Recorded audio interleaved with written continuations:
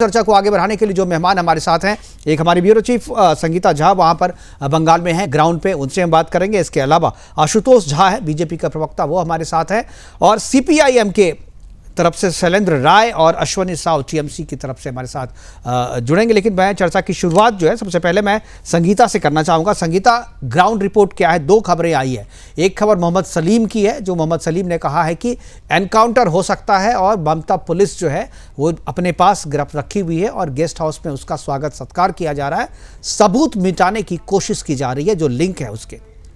Ground में क्या रहा है? दूसरी रिपोर्ट है कि प्रधानमंत्री आएंगे और पीड़ितों से मिलेंगे, इसको लेकर के भी वहां पर खलबली है और टीएमसी नहीं चाहती है कि प्रधानमंत्री आए, लेकिन वो अगर आना चाहते हैं तो कोई उन्हें रोक नहीं सकता। दोनों की ग्राउंड रिपोर्ट क्या है?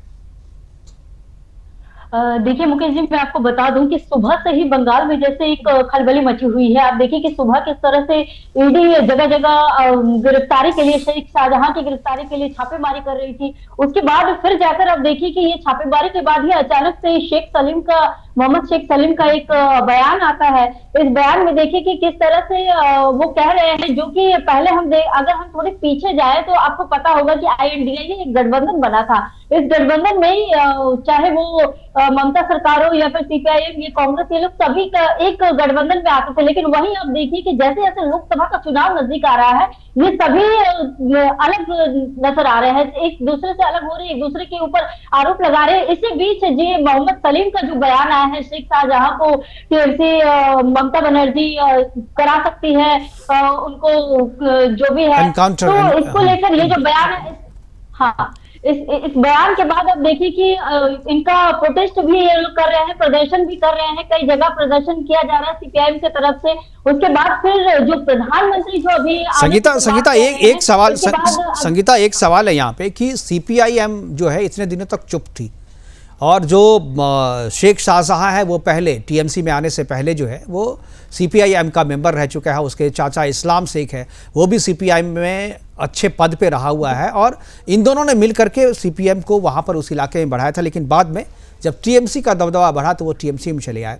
क्या सीपीएम के नेता का सामने आना ये इस बात की का संकेत देता है कि कहीं ना कहीं शेख शाहजहां जो है सीपीएम के संपर्क में है और पॉलिटिकली ममता जो है उसे बचाने की कोशिश नहीं कर रही है, बल्कि ममता अगर उसे एक्सपोज करे तो वो सीपीएम के साथ जा सकता है? ये पॉलिटिकली ब्लैकमेल किया जा रहा है उसकी तरफ से।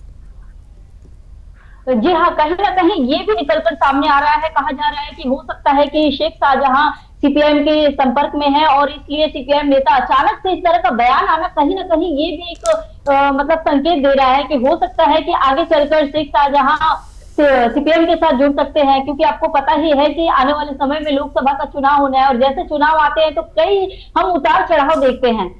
देखिए प्रधानमंत्री मोदी जी आने तो वाले हैं, लेकिन अभी तक इसका कुछ मतलब क्लियर नहीं हुआ है कब आ रहे हैं, लेकिन वो आकर पीड़िताओं से ही मिलेंगे। और साथ ही मैं आपको बता दूं कि वो पीड़िताओं से जो मिलने वाले हैं, ये बात जब से सामने आई है तब से आप देखिए कि टीएमसी के जो नेता हैं उनकी प्रतिक्रियाएं सामने आ गई है। और एक और अभी जब बोल रहे थे अश्वनी जी, तो मेरे मन में एक सवाल आया कि अगर शेख शाहजहां, बार बार बोला जा रहा है टीएमसी के नेताओं द्वारा शेख शाहजहां आरोपी नहीं है, उसे फंसाया जा रहा है, तो फिर वो ईडी के साथ या फिर पुलिस के सामने क्यों नहीं आ रहे हैं?